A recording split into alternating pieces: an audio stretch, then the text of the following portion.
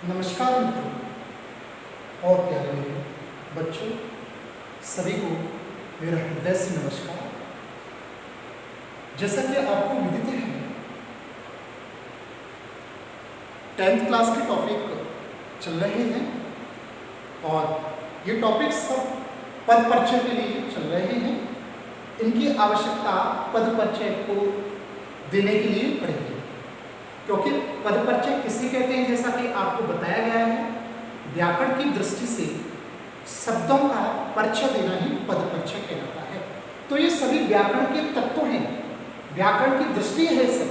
अभी तक आपने लगभग इसमें ये 7वां टॉपिक चल रहा है व्याकरण का आपका, और यह व्याकरण का 7वां टॉपिक पूरी हिंदी व्याकरण के टॉपिक हैं।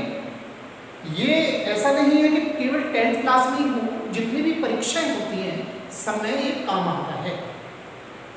तो आज हमारा पद परिचय के अंतर्गत पार्ट 7 चल रहा है और इसमें हम विशेषण पढ़ने जा रहे हैं। इससे पहले हमने काफ़ी टॉपिक्स पढ़ लिए हैं, जिसमें हमने संज्ञा पढ़ लिया, सर्वनाम पढ़ लिया, लिंग, वचन, कारक आपका, और ये सारे टॉपिक्स हमने अच्छे से पढ़ लिए। ये हमारा 7वां टॉपिक आज चल रहा है और इसको हम ध्यानपूर्वक पढ़ेंगे। जो आज का हमारा टॉपिक है वह विशेषण है। क्या है? विशेषण। विशेषण किसे कहते हैं, ये प्रश्न उठता है। कोई भी हम चीज पढ़ने जाते हैं तो जो भी हमारा टॉपिक होता है उसके बारे में अगर हम अच्छे से समझ जाएंगे तो उसके अंतर्गत जो चीजें आएंगी उनको तो हमें अच्छे से समझ में आ जाएगा। चलिए एक बार हम समझते हैं, पढ़ते हैं। विशेषण। विशेषण किसे कहते हैं, अर्थात विशेषण का अर्थ क्या होता है, क्या परिभाषा होती है। तो मैं बताना चाहूंगा आपको परिभाषा के तौर पर, वे शब्द किसी व्यक्ति, वस्तु, स्थान की क्वालिटी के बारे में, विशेषता के बारे में, उनके क्रियाकलाप के बारे में, उनके स्वभाव के बारे में जिन शब्दों से बताया जाता है उन्हें हम विशेषण कहते हैं। किसी संज्ञा शब्द या सर्वनाम शब्द या किसी अन्य वस्तु की विशेषता के बारे में जिन शब्दों से बतलाया जाता है उन शब्दों को हम विशेषण कहते हैं। जैसे एक उदाहरण के तौर पर बताना चाहूंगा आपको, मैं एक उदाहरण दूंगा। यह फूल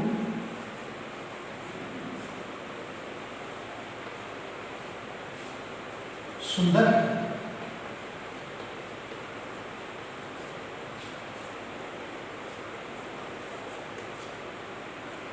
अब यह उदाहरण है, यह फूल सुंदर है।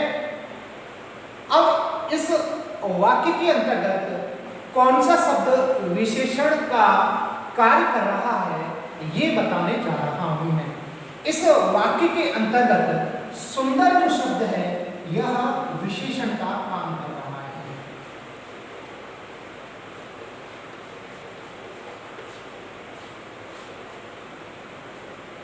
विशेषण के साथ में एक चीज और होती है, क्योंकि विशेषण का मतलब होता है विशेषता बतलाता है जो शब्द, लेकिन किसकी बतलाता है, कोई कोई तो होगा सामने। अब जिसकी विशेषता बतलाई जाती है उसे हम विशेष कहते हैं। तो यहां जो फूल है यह आपका विशेष है।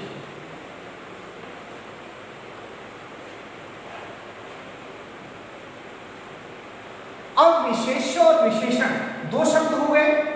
विशेषण का तो आपको अच्छे से समझ में आ गया, जो शब्द विशेषता बतलाते हैं, किसी की क्वालिटी के बारे में बतलाते हैं, उन्हें हम विशेषण कहते हैं।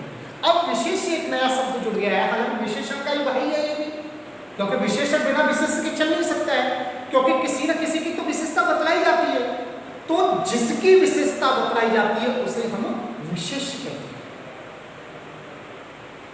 तो यहाँ फूल की विशेषता बतलाई जा रही है, फूल की सुंदरता के बारे में बताया जा रहा है। तो यहाँ फूल हुआ आपका विशेष्य और सुंदर हुआ यहाँ विशेषण, क्योंकि सुंदर शब्द से फूल की क्वालिटी के बारे में बताया जा रहा है कि फूल कैसा, फूल सुंदर, फूल साधारण नहीं, फूल सुंदर।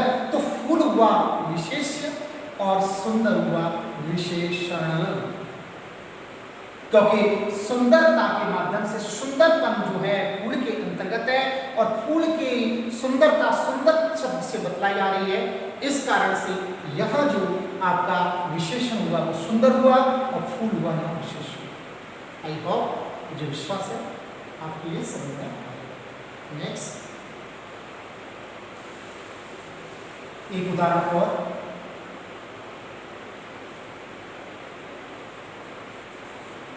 यह लड़का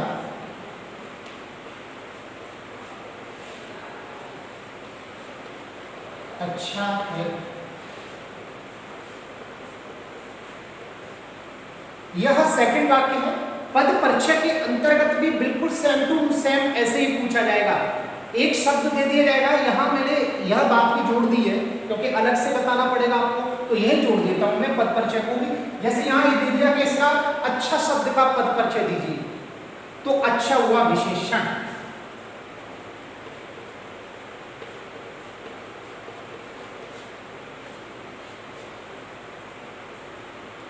अब यहां अच्छा विशेषण है क्योंकि अच्छे के माध्यम से विशेषता बतलाई जा रही है, किसकी? लड़के की, और जिसकी विशेषता बतलाई जाती है वह विशेष होता है। तो यहां लड़के की विशेषता बतलाई जा रही है, तो लड़का यहां क्या हुआ? विशेष।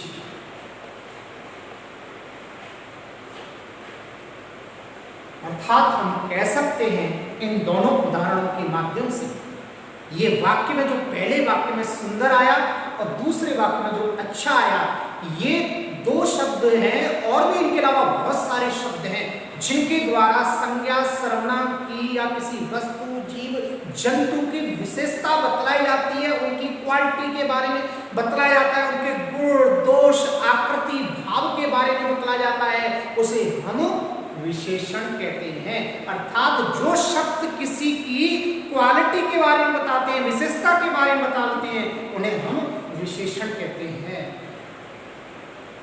अब वह विशेषता, दुनिया में बहुत सारी वस्तुएं हैं और उनकी सबकी तरह तरह से विशेषता बतलाई जाती है। भाई मानव की मानव के हिसाब से विशेषता बतलाई जाएगी, दूध की दूध के हिसाब से विशेषता बतलाई जाएगी, पानी की पानी के हिसाब से विशेषता बतलाई जाएगी, कपड़े की कपड़े के हिसाब से विशेषता बतलाई जाएगी।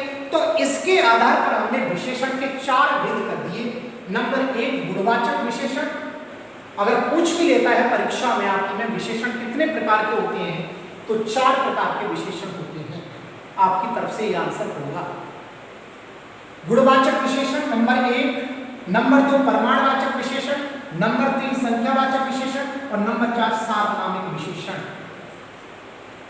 ये 4 प्रकार होते हैं। गुणवाचक विशेषण, परिमाणवाचक विशेषण, संख्यावाचक विशेषण, सार्वनामिक विशेषण। अब क्रमशः एक एक विशेषण के बारे में हम अच्छे तरीके से पढ़ते हैं, ध्यानपूर्वक पढ़ते हैं, मन से पढ़ते हैं, तल्लीनता से पढ़ते हैं। गुणवाचक विशेषण किसे कहते हैं? गुणवाचक, जैसा कि शब्द में गुण शब्द होता है, गुण का वाचक कहते हैं बोध कराने वाला। वाचक शब्द जब कभी भी आपकी जिंदगी में आता है उसका अर्थ होता है बोध कराने वाला, किसी शब्द के साथ में है। संकेतवाचक, संकेत का बोध कराने वाला, जो वाक्य के अर्थ के आधार पर वाक्य के 8 भेद होते हैं, तो उनके नाम के पीछे वाचक और बोधक लगाया है, उसका यही अर्थ है, वो बोध कराने वाला, उस चीज का बोध कराने वाला। तो यहाँ गुणवाचक, गुण का बोध कराने वाला, गुण मतलब क्वालिटी का गुण, तो उस क्वालिटी के अंतर्गत ये सारी चीजें याद आती हैं। किसी भी संज्ञा सर्वनाम की गुण दोष आ जाते हैं, रंग रूप आ जाता है, आकार आकृति आ जाता है, भाव आ जाता है, दशा आ जाता है, स्थान आ जाता है। इस प्रकार ये सभी चीजें गुणवाचक विशेषण की अंतर्गत आ जाती हैं। जैसे भला और सीधा, यह आदमी भला है, तो भला यहां क्या हुआ? यहां आपका गुणवाचक विशेषण। यह आदमी सीधा है, तो यहां सीधा क्या हुआ? गुणवाचक विशेषण। यह आदमी अच्छा है, अच्छा क्या हुआ? गुणवाचक विशेषण। यह आदमी बुरा है, तो बुरा यहां क्या हुआ? गुणवाचक विशेषण। रंग, यह व्यक्ति काला है, या काला कुत्ता, काली बिल्ली, तो काली जो हुई गुणवाचक विशेषण। काला आदमी, काला सर्प, काली चप्पल, लाल सेब, तो लाल वगैरह ये है, ये आपका रंग, रंग के बारे में, रंग जो कलर होते हैं। अगर कलर आए वाक्यों के लिए संज्ञा सर्वनाम शब्द के साथ में उनके रंग के बारे में बताया तो वो भी गुणवाचक। अर्थात इनमें से कोई भी शब्द आ जाए, इनके अलावा और भी शब्द हैं, जैसे रंग में बहुत सारे रंग होते हैं, गुलाबी, हरा, नीला, पीला वगैरह वगैरह होते हैं। आकार में छोटा, बड़ा, नाटा, बौना और भी होते हैं। भाव में वीर, क्रोधी, दयालु, कृपालु, परोपकारी और भी होते हैं। दशा में पतला, कमजोर और भी होते हैं। इसके अलावा स्थान में शहरी, ग्रामीण, जापानी, अमेरिकी, फ्रांसी वगैरह वगैरह होते हैं। तो इनमें से कोई भी शब्द आ जाए वो गुणवाचक विशेषण के अंतर्गत है। जैसे छोटा, यह आदमी छोटा है, यह लड़का छोटा है, या यह डॉग छोटा है, कुत्ता छोटा है, छोटा। यह आदमी वीर है तो वीर आ गया तो गुणवाचक विशेषण। यह आदमी क्रोधी है तो क्रोधी गुणवाचक। गुणवाचक के अंदर भाववाचक विशेषण। इतना इसमें से कोई बताने की जरूरत नहीं है, इनमें से कोई भी शब्द आ जाए सब गुणवाचक विशेषण के अंतर्गत आएंगे। परिमाणवाचक विशेषण, परिमाणवाचक विशेषण के अंतर्गत क्या होगा?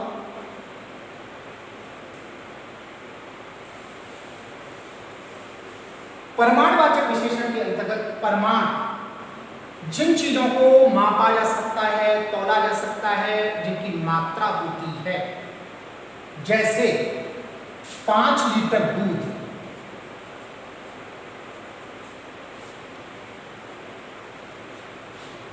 2 मीटर कपड़ा,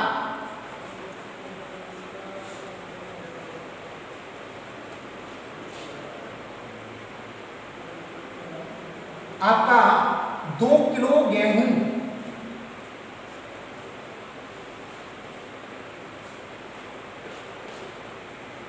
अर्थात 5 लीटर कितना दूध? 5 लीटर, 5 लीटर माप 5 लीटर कितना कपड़ा? 2 मीटर कपड़ा। कितने गेहूं? 2 किलो गेहूं। अर्थात जिनको मापा जा सकता है, तौला जा सकता है, ऐसी वस्तुएं सभी परिमाप करना, मापना, तौलना, जिनकी मात्रा, कितनी मात्रा। अब उसमें अगर निश्चित है तो वो निश्चित के अंतर्गत आ जाएगा, और जो परिमाण वाली संख्या है, लीटर वाली या किलो वाली या मीटर वाली संख्या है, वो निश्चित है तो निश्चित में चला जाएगा, और निश्चित संख्या नहीं है तो वो अनिश्चित में चला जाएगा। इस आधार पर परिमाणवाचक के भी आपके 2 भेद हो जाते हैं। एक हो जाता है आपका निश्चित और एक हो जाता है अनिश्चित।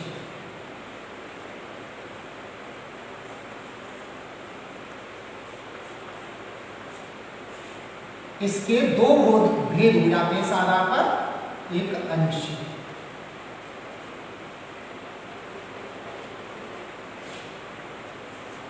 जिससे निश्चित संख्या का बोध हो, सिंस उसे निश्चितवाचक कहेंगे। जिससे अनिश्चित, मापने, तौलने और मात्रा वाली चीजें अनिश्चित हो, जिनकी निश्चितता ना हो जिनमें, जैसे 5 लीटर दूध निश्चित है, कुछ दूध ले आइए, अब कुछ दूध ले आइए, अब पता नहीं कितना दूध ले आइए, कुछ गेहूं ले आइए, अब पता नहीं कितना गेहूं ले आइए, कुछ कपड़ा ले आइए, अब पता नहीं कितना लिए, ये अनिश्चित में आ जाएगा। और जिसमें निश्चित संख्या हो कि 2 लीटर दूध, 2 लीटर पानी, 5 किलो बाजरा, 10 किलो घी,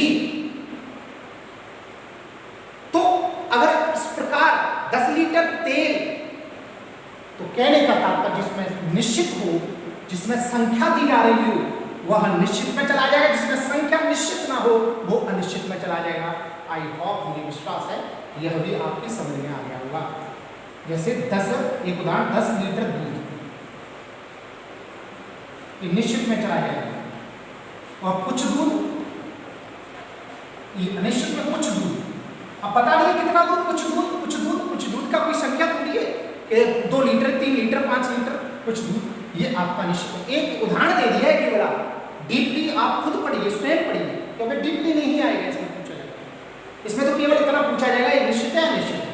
पद परिचय के अंतर्गत जब पूछा जाएगा शब्द का, उतना पूछेगा। और भी इसके अलावा यही उदाहरण नहीं, और भी अन्य उदाहरण है। आप 8वीं तक, 6वीं से 8वीं तक का जो व्याकरण है, उसमें आप देखिएगा, बहुत अच्छे से बताया गया है, उसमें और देखिए, और भी आपको अगर प्रॉब्लम होती है तो मुझसे पूछिए, ठीक है।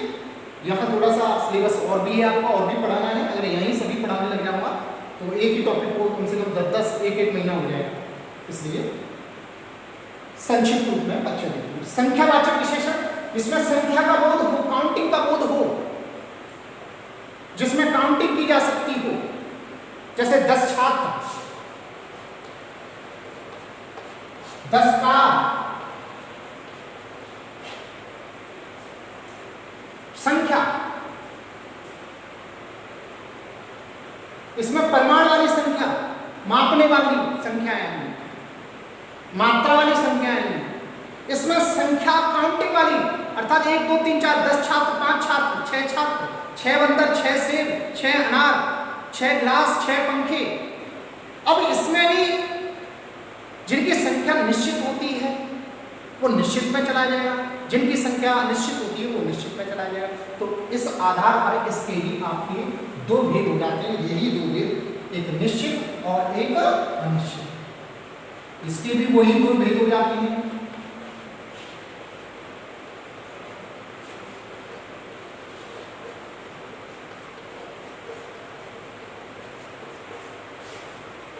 जिसमें निश्चित संख्या हो, जैसे 10 छात्र,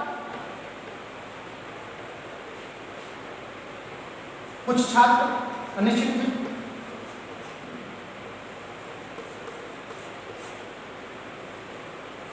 दस बंदर,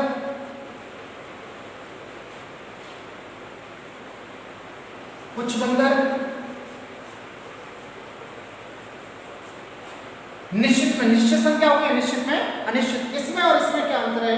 केवल इतनी, इसमें मापने मात्रात्मक चीजें आएंगी, इसमें गणनात्मक चीजें आएंगी। इसमें मात्रात्मक मापा जा सकता है इनको, और इसमें जिनको गणना की जा सकती है, गणनात्मक चीजें आएंगी। इन दोनों में यही अंतर है। परिमाणवाचक संख्या, संख्या काउंटिंग आएगी। कुछ छात्र, कुछ लड़के आ रहे हैं, अनिश्चित में चला जाएगा। 10 लड़के आ रहे हैं, निश्चित में चला जाएगा। 10 आदमी आ रहे हैं, निश्चित में चला जाएगा। कुछ आदमी आ रहे हैं, अनिश्चित में चला जाएगा। तो इस प्रकार की संख्यावाचक के अंतर्गत है। नेक्स्ट, सार्वनामिक विशेषण, सर्वनाम का विशेषण। सर्वनाम शब्द जब किसी की विशेषता बतलाते हैं तो वह सार्वनामिक विशेषण कहलाते हैं। जैसे यह कार कितनी सुंदर है, यह कार कितनी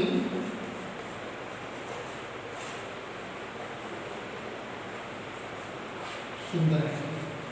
तो यहां यह जो शब्द है सर्वनाम, सार्वनामिक विशेषण। यह वह लड़का कितना सुंदर है, वह लड़का कितना सुंदर है।